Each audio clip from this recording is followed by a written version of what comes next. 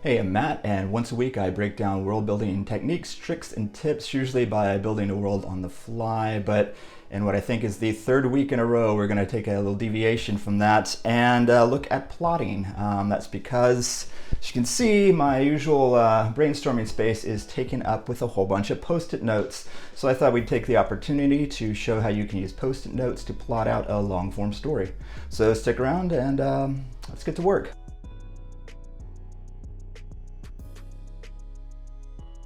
Now, before we get to work, we're going to need to review the three-act structure, which is what's used in screenplays and a lot of books, my own included. The three-act structure has been around for a long time. It's in a whole bunch of stories. I think I mentioned it last time. But it was identified by Sid Fields, I think back in the 70s, and kind of weaponized by Blake Snyder with his book, Save the Cat. This book right here, he's got several others of them now, even though he's dead. I'm proud to say I have a nice little autograph in there from him. He's a very, very kind man. Anyways, three-act structure is what we use in screenwriting all the time, and it's just industry standard, so take a few seconds to get to know it. Basically in it, the first act, which I hopefully have a graphic up, is establishing your character. It's establishing everything. Your characters, the problem, and how the characters react to it. You have your setup phase, which is the very beginning, and then you have the catalyst / inciting incident. And this is what throws the character's regular life into disarray. They have a little debate or resistance to the call to adventure, and then they move on to the second act when they take willful action to step into this brand new world. The second act, the first half, Blake Snyder calls it the fun and games, because this is where all the fun stuff that they take for the trailer of the film happens. This is cool. Learning to use a lightsaber for Luke, getting instructed in magic, and discovering and exploring Hogwarts for Harry, that kind of thing. Then that second act is bisected in the middle and the midpoint, which often establishes what's called the ticking clock, as in suddenly we have a time frame and we have to hurry and get this done. It usually reverses some understanding of the story, so you can always look for that when you're watching a film or something to that effect. And you'll notice that it kind of divides it into two sections. The first one is fun and games. The second one is the bad guys close in. Things start go well in the first half. Things start going really poorly in the last half until they have the dark night of the soul. They usually want to give up, and then they recommit themselves to it, and that's what kicks off the finale / Act 3. And that's where they use the lessons that they earned over the second act to apply the problem from the first act, usually by doing something clever rather than just getting stronger, which is kind of boring. You'll note with that midpoint, it really kind of looks more like 4 acts, but we still call it a 3-act, even though it is secretly 4 acts. Now, I got to meet Blake Snyder when he actually spoke to our script club many, many years ago, and 4 of us were there, but he was really, really great about it. And he says that, this structure has been around for forever. He just gave new names to it, really identified it. And he says it holds true. Like, there's people who use it for commercials, and it also works for longer form. For instance, a 12-episode show or 4-book series. Plug for my own stuff right there. And in his book, he outlines how he uses a clipboard method, a corkboard, and this is actually my original corkboard. He divides it into the 4 sections: Act 1, first half Act 2, second half Act 2, and finale. And you kind of write out your story and put it in specific beats. This is from a screenplay from 10 years ago, which means I haven't really used this corkboard since then, although I still use a modified version for coming up with bigger stories.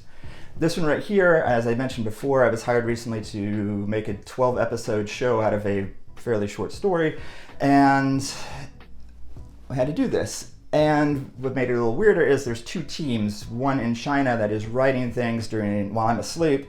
I wake up, get a translated version, and then try to have to make sense of it, which is unfortunate because they do not use structure, which means I have to structure all of this using this method. So we turned it in to see if it's accepted, but until then I want to keep this up because I might have to start writing episodes pretty soon. Now for the 12 episodes, that works out really well because 12 is divisible by 4, and as such, I was able to break down each act basically into 3 episodes. And I don't know if you can see it, but we've got setup, episodes 1 through 3, first half of Act 2, which is escalation, 4, 5, and 6, the fun and games. Boom, midpoint right there. which is really awesome because we have a time jump, so that works as the ticking clock / reversal, then things go wrong, and then finale of the last 3 episodes. Now, with the 2 teams, we had a kind of basic understanding of what the structure was going to be, major events that happened based on the short story. Unfortunately, we did not have that at all. So how did we get that? And especially in, basically a 3-day turnaround when they shortened the time frame and needed to have it in by. Not great. Since we knew the basic events of the season itself, we were able to kind of put them where it needed to be. Alien shows up, does a big event as catalyst. That's the end of episode 1. And then how do people react? How does it get bigger? Et cetera, et cetera. So then we need to start figuring out subplots. Fortunately or unfortunately, in my case, there was a whole team writing subplots just kind of willy-nilly. And I had to make sense of that, which is a lot of the building up that I talk about when I just get kind of disparate notes and then have to combine all of that. Or how I ordered this is how I do all of my writing, is that once I had a kind of basic idea of what the characters were going to do, I figured out what their arcs were, and then I wrote them out on post-it notes by arc. I have a little, each character gets a different color. This right here is the technology guy. This one is the ex-husband of the main character. I just wrote them down by roles, and then you start writing out, well, so-and-so arcs. And this is what happened that inspired them to start trusting the alien. And this is why they hated the alien at first. And you get to see their arcs, and you get to see kind of the events that would cause that. Once you have those, you start putting them kind of in the beginning. Hates aliens at first, thinks they're trying to destroy them, comes across the first bit of evidence otherwise, and by the end realizes what the alien's ultimate goal was. So you start building that arc by each single character. Once you have that character's arc kind of figured out, all their subplots, it starts, setting you up for other ones. Like, how does the mother in this, when she does this big action right here, how is the father going to react to it in his arc? So you write them all out by character, they inspire more, you keep writing them down, and you stick them up on the wall randomly until it's time to start putting them together. Then you start sticking them in the sections you think they're going to be in. Well, this is going to have to happen before this, and this is going to happen before this. Boom. Then you start putting them down into the episodes themselves once they start making sense. You'll also note when you're doing this that you've got some big holes. A lot of our finale was a lot of holes. But then this is the fun part. This is when you get to start applying the and, turning ands into buts or therefore. I've talked about this before, and it's actually from a South Park show, a documentary about South Park, where it's 6 days to air, and they show how they do it, and then they just mention it slightly. But the idea is that when you're plotting this out, you've got, and this happens, and then this happens, and then this happens.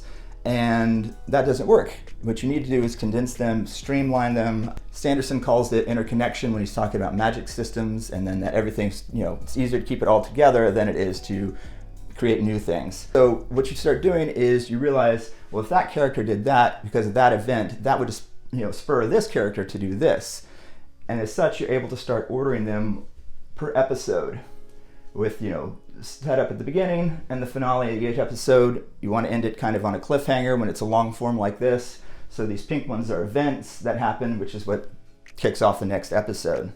And once you start ordering it like this, it starts kind of writing itself. You've laid all these seeds with the arcs, and so by the finale, you realize that scientist has to save the governor because the governor held his life, in his hands earlier and said, "Your life belongs to me." So you have a test of character at the end where he decides if he's going to save this governor who has been threatening his life the whole time.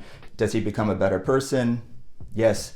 Anyways, so you start seeing what you need to fill in the holes by having ordered all of it, and it starts sparking new ideas, and you're able to really put it together so it makes sense. Hopefully, we'll see what the producers say. This works for books as well. My own series, I ended up using it for a 4-book series. I picked 4 and not the usual 3. The usual 3 being, Tolkien, I think's influence, so everyone thinks it needs to be a trilogy. Though I looked at the structure and said it's really 4, so book 1 is kind of going to be my first act, book 2, second, etc., etc., etc. And I used this post-it note by characters. I got 4 main characters, wrote out their arc over the whole series, put it up all over my wall. I wonder if I have pictures of that. Hopefully I do. And then had that out. And then, much like the TV show, that each book had major beats going down.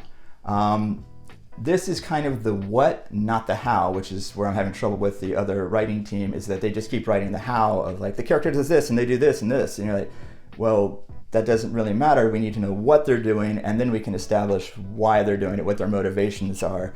That makes it easier to interlock it into the story overall. And once it comes time for this show, for instance, then we're going to take all these off and we're going to start the episode with all the breakdowns and work it out that way on a much more micro scale. As Blake Snyder said, it kind of, it works for commercials, it works for episodes, it works for overarching things. And there you go. Post-it notes, they are really useful. Break it down by character / subplot. That'll inspire other subplots. Then you can see where to order them, and then how they start working, turning ands into buts and therefores. And with that, you can outline a pretty long story in a very, very, very short amount of time. Less than a week for us, this one.